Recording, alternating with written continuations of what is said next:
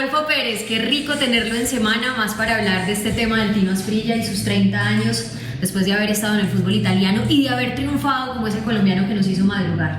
¿Qué es lo primero que recuerda del Tino en sus primeros momentos futbolísticos?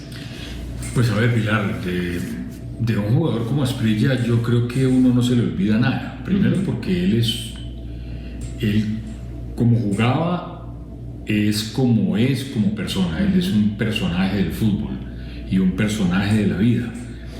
Y él era muy tímido. No le creo. Sí, muy tímido. Era muy tímido futbolísticamente hablando y muy tímido como persona. Pero esa timidez la fue desarrollando a medida que fue pasando el tiempo. En sus primeros años, cuando nadie creía en él, en el Cúcuta, y cuando fue a parar al Nacional, se convirtió en el jugador que todos conocimos, pero fue un proceso muy difícil. Él venía de jugar en el Valle del Cauca, en donde también había sido dura su tarea para poder llegar a que le creyeran como jugador de fútbol y como delantero, hasta que llegó al fútbol profesional. Y bueno, su paso por el fútbol dejó una huella imborrable, ¿no? ¿Recuerda la primera vez que lo vio jugar?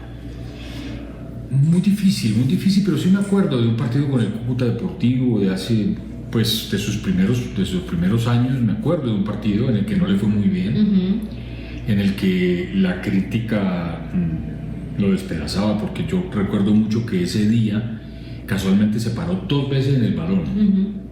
Iba corriendo y trataba de parar y se paraba en el balón y se caía. Y entonces él tenía un estilo de juego que daba la impresión que era como muy desbaratado cuando corría.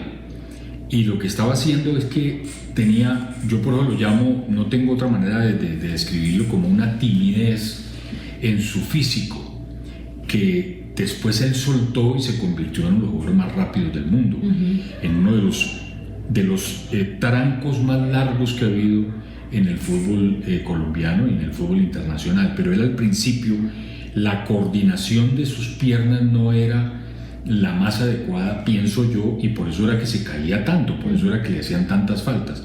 Después, cuando él empezó a soltarse, empezó a volverse un atleta, prácticamente era un atleta dentro de la cancha, y la habilidad que él tenía con sus piernas la convirtió en uno de sus principales fuertes para poder ser el jugador que fue. Bonito eso. Hace 30 años, ¿qué significaba el fútbol italiano? Lo mismo que ahora. Yo creo que el fútbol italiano es y seguirá siendo una liga top en el mundo, y una de las más reputadas, más queridas, más admiradas, y a donde están la mayor parte de los jugadores importantes del mundo entero, ¿no? Y Asprilla, cuando llegó al Parma, el Parma, digamos, ha sido siempre una gran organización deportiva, pero en esa época el Parma creció mucho a partir de la llegada de grandes jugadores y lo que lograron hacer, no solamente con Asprilla, sino con todos los jugadores que había, Gianfranco Zola, el mismo Buffon que estaba empezando. En fin, ellos tenían una banda muy brava y llegaron a ganar Copas UEFA, llegaron a ganar títulos muy importantes, y Asprilla se convirtió en ese momento en alguien prácticamente indescartable. Yo tuve la fortuna de ir a transmitir partidos de Asprilla allá del Parma. Por eso es nuestro invitado especial. Sí, claro. Sí, Pilar, y la verdad, ahora que lo veo y que lo tengo cerca, él se acuerda mucho de cuando fuimos con el Gol Caracol, con William Vinasco a Parma, a ser testigos de lo que él era. Y la verdad es que yo creo que no había una esquina, un restaurante, una venta de periódicos o de revistas donde no se hablara del Tino, donde no se hablara de él. Inclusive no tenía sino que decir que veníamos de Colombia e inmediatamente era ¡oh, Colombia, Tino! Era una locura realmente lo que era Faustino. ¿Y cómo fue ese contraste, sabiendo que en los años 90 estábamos en toda esa época también de Pablo Escobar, y que ustedes llegaran, eso es muy bonito, esa anécdota, llegar a un país diferente, hacer una transmisión de fútbol y que no le hablen de drogas, sino que le hablen del Tino? Pero eso fue, así fue, y eso fue lo más significativo de ese partido que transmitimos, que aparte de eso fue una anécdota personal profesional muy grande, pero personal también lo fue, porque resulta que la transmisión estaba proyectada para hacerse. Tú sabes que muchas veces en los estadios no hay las cabinas de transmisión, están relegadas para la radio y la televisión local. Entonces nosotros estábamos, digamos, en la tribuna de prensa y fuimos con un saco común y corriente, y se vino una ola fría de Siberia y cayó un frío en ese estadio que nos estábamos congelando, así literalmente. Nosotros nos estábamos congelando, se nos quedaba pegado el micrófono en las manos. Nosotros no llevábamos guantes, no llevábamos nada, estábamos vestidos como para, pues, un poquito de frío, pero nada sí, nada nos esperábamos tanto frío. Entonces eso hizo que el partido no se nos olvidara.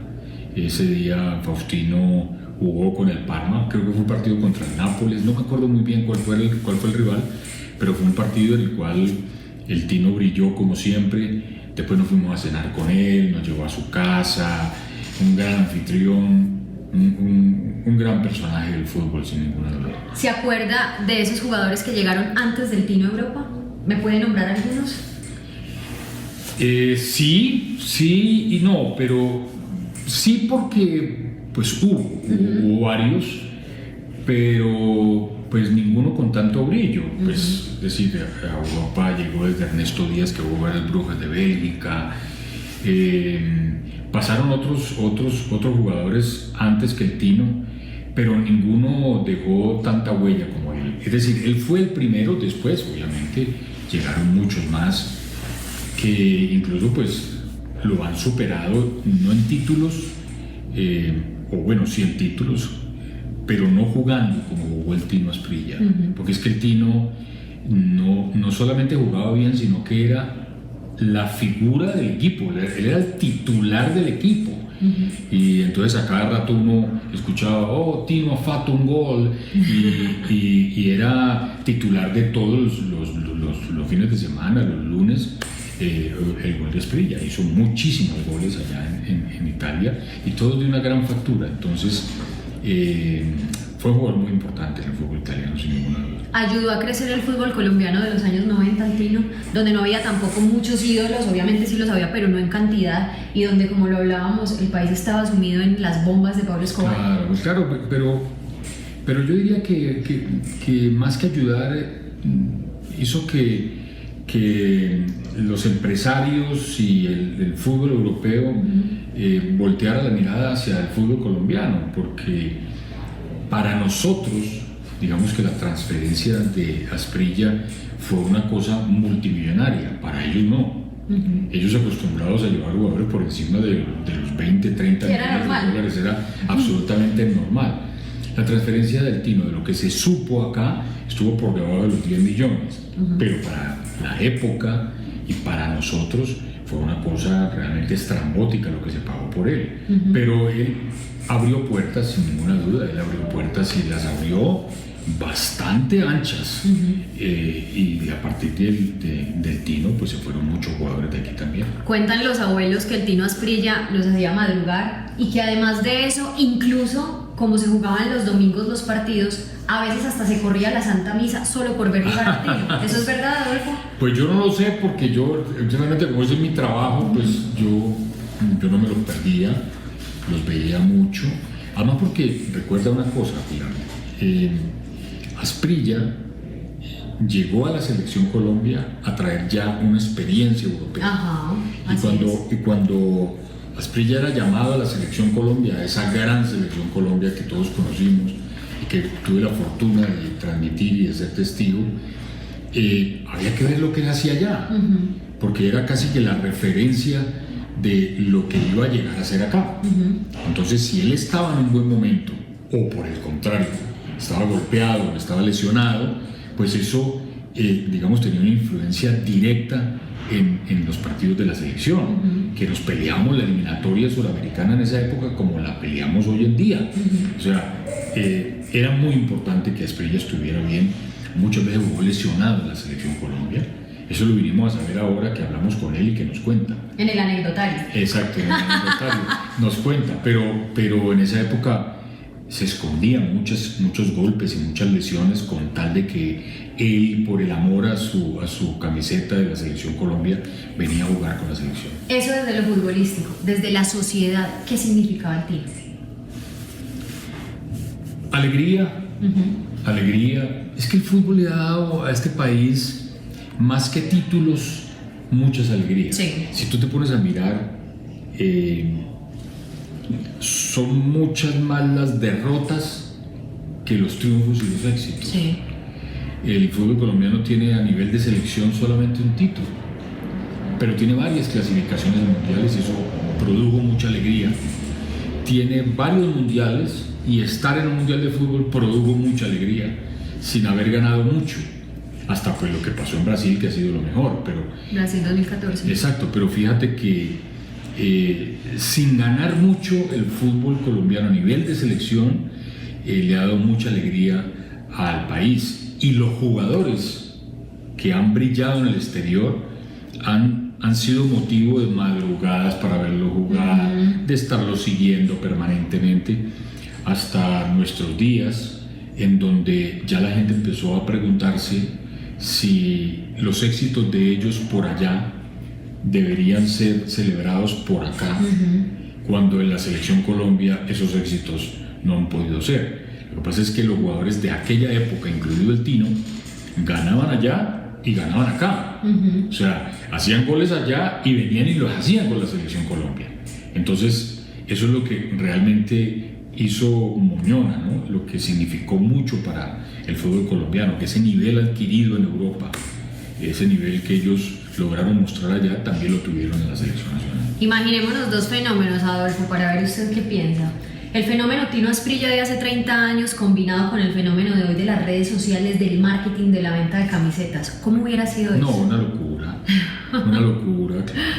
Pilar, tú sabes que a nosotros no nos tocó eso. ¿Quién sabe si hubiéramos sido tan felices si hubiéramos tenido Twitter en esa época? Sí, yo creo que ¿Quién no.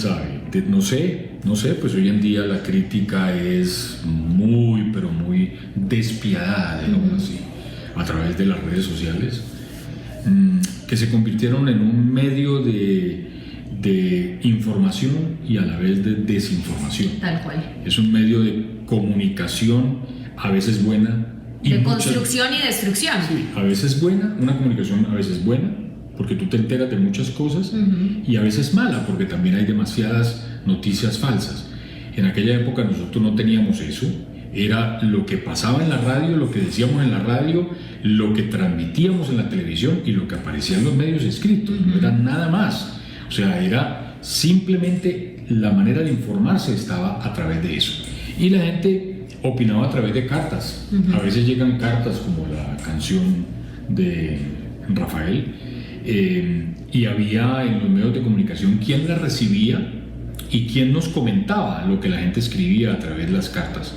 Pero pues ahora todo es inmediato, ahora es una cosa de loco lo que pasa en las redes. ¿Cómo fue ese golazo de transmitir los partidos del Tino? ¿Cómo se adquirieron los derechos, Adolfo? Que en ese momento, por supuesto, supongo era un boom. ¿Y cómo se preparaba? Porque eran nombres difíciles de pronunciar. Sí, pues digamos que fue un éxito administrativo del canal haber conseguido los derechos, haber podido transmitir esos partidos. Y de resto es, yo digo que eso no es ningún secreto, sino más bien como un deber. Esta profesión nos exige a nosotros todos los días estar estudiando, estar preparándonos. La gente no sabe que eso es así.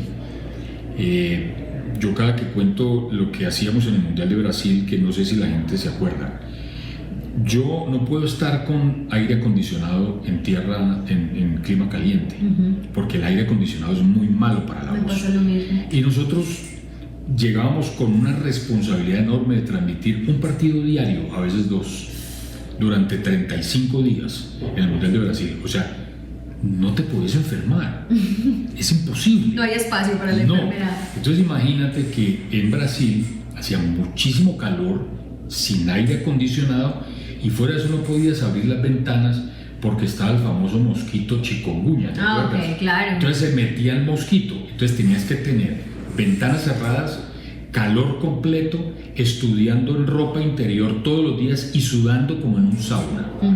Y yo llegaba a estudiar, yo transmitía en una ciudad X, llegábamos a nuestra base de Río de Janeiro a estudiar el siguiente partido. Me quedaba dormido sentado en el comedor estudiando, del cansancio, y dormía 2 o 3 horas, y al otro día de nuevo a las 5 de la mañana para el aeropuerto, para otra ciudad, a volver a transmitir. Entonces lo mismo era en esa época, nada ha cambiado, o sea, desde esa época hacíamos lo mismo. Entonces cuando llegábamos a transmitir Parma contra no sé quién, yo tenía que saber todo lo que es el Parma, todos los jugadores, el tamaño de los guayos de Sola, el de Asprilla, de dónde jugó antes, para dónde iría después, cuánto costó, cómo se mueve, qué es lo que hace, y William también, conocerlos físicamente para poderlos transmitir. Y así es en los mundiales. A nosotros nos tocaron unos partidos rarísimos en los mundiales, que con la televisión ocurre una cosa muy particular y muy diferente a la radio. La radio es imaginación. Claro. Tú puedes estar diciendo que lleva la pelota fulano de tal y pues que no la lleve él. Pero en la televisión, si tú dices que la lleva alguien y no la lleva, y resulta que hay un primer plano y hay un crédito que sale con el número 10 Zlatan Ibrahimovic, quedas como un zapato. Entonces no se pueden equivocar ni los narradores ni los comentaristas en televisión. Entonces hay que estudiar mucho más, hay que prepararse mucho. ¿Y no se le salió de vez en cuando esa pasión colombiana de ver al Tino triunfar, esos golazos que hacía? ¿No le provocaba cantar un gol a lo colombiano? No, pues, o sea, quedarse callado como comentarista. Yo sé que es lo profesional, pero no tiene una anécdota al respecto. Si algo he tenido yo es que nunca me he quedado callado. ¿Cómo así? Nunca. Si ustedes entran ahí a YouTube y ponen el gol del Mundial de Brasil de James Rodríguez, yo me lo tiro. Yo me tiro el gol porque yo lo grité antes de que la pelota entrara. Y yo digo golazo, golazo, golazo encima del relato de William. Y así fue en el gol de Italia 90, en el de Rincón, así fue en el 5-0. Yo me metía y yo gritaba los goles, pero como un aficionado. Es que es imposible no emocionar cuando se trata de un colombiano que está haciendo cosas importantes y en un evento tan importante como ese, ¿no? En el caso del Tino en el fútbol italiano y en el caso de la selección en un mundial de fútbol. ¿Por qué Valenciano no tuvo el mismo éxito del Tino? Es difícil saberlo. Yo hablé muchas veces con él de su época en el Atalanta, y siendo un goleador tan poderoso en Colombia, no sé, tal vez el sistema de entrenamiento, la manera de jugar del equipo, el técnico, él, bueno, tantas cosas que pueden haber influido en eso, ¿no? Y no es el único caso. Tú agarras y desmenuza la historia del fútbol y hay muchos casos de goleadores que fueron goleadores en un equipo y no pudieron serlo en ningún otro. Porque el fútbol tiene eso, ¿no? A veces es muy difícil saber por qué ocurren las cosas. Y Valenciano fue muy bueno en todos los equipos que jugó en Colombia, especialmente en el Junior. Fue muy importante en la selección Colombia, pero cuando se fue al fútbol italiano no lo pudo ser. ¿El Tino llegó hasta donde quiso o pudo haber llegado más lejos? Pudo haber llegado más lejos. ¿Qué pasó? Sin duda, pudo haber llegado, como pudo haber llegado más lejos el Tren Valencia. El Tren Valencia fue goleador en la Bundesliga alemana, en el mejor equipo, que sigue siéndolo, de ese país y de esa liga, que es el Bayern Múnich. El Tren Valencia era idolatrado por los jugadores del Bayern Múnich. Y también fui testigo de eso. Y llegaba a la selección Colombia y lo primero que hacía era buscar que le dieran la posibilidad de jugar, de ser titular en la selección Colombia y de demostrar lo que él venía haciendo allá. Mira, la verdad yo no diría que el Tino pudo haber llegado más y que no llegó porque no quiso. No, ellos siempre quieren. Yo creo que es que la parte física ocupa un papel muy importante en la historia y en la vida del deportista colombiano. No sé si latinoamericano, pero el deportista colombiano, por la manera como ellos son criados, levantados en sus hogares, porque no tienen las mismas oportunidades ni los mismos nutrientes que tienen hoy en día los deportistas. Fíjate que hoy los deportistas que también siguen saliendo de aquellos estratos de menos oportunidad, hoy en día tienen más acceso a ese tipo de vitaminas y de tecnologías que en esa época no existían. Total. Entonces, pues a Tino lo disminuyeron mucho las lesiones, muchísimo. Un jugador muy golpeado porque le dieron... Las rodillas sufrieron. Le dieron durísimo, sus rodillas se desgastaron mucho. Por su manera de correr, claro. Fíjate, su manera de correr. Él tenía una manera muy especial de correr y las rodillas no actuaban como una rodilla normal de un atleta. Entonces empezaron a desgastar. Y muchos otros deportistas pues han terminado sus carreras debido a las lesiones. Y yo creo que por eso él no pudo llegar más lejos de lo que pudo haber llegado. 30 años después, ¿qué recuerda con nostalgia, con alegría o una anécdota que nos quiera compartir para cerrar con respecto a este especial del Tino Asprilla? Y gracias por acompañarnos. No, muchas, hay muchísimas anécdotas. Nunca se me olvida que nosotros habíamos preparado una transmisión muy especial para aquel día sublime del 5 de septiembre de 1993.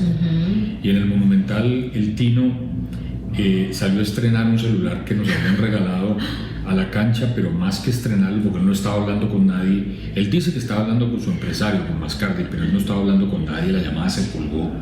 Él salió, yo estaba allí en la cancha, estábamos preparando la transmisión porque el partido no había comenzado.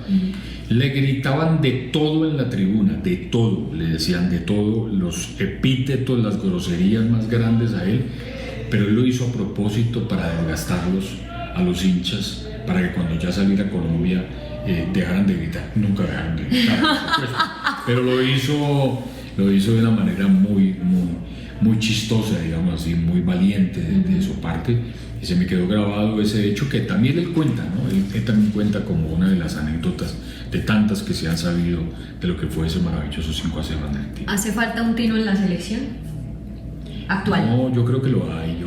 ¿Sí lo hay? Yo creo que sí, yo creo que todos los jugadores son diferentes, digámoslo así, pero yo creo que con un jugador como Luis Díaz tenemos un Tino y tenemos varios jugadores más que se le aproximan de aquella época y que son capaces de hacer cosas maravillosas y mágicas, indescriptibles como las que hacía el Tino Asprilla cuando jugaba al fútbol. Adolfo, gracias por estar en Semana. Por favor, con mucho gusto.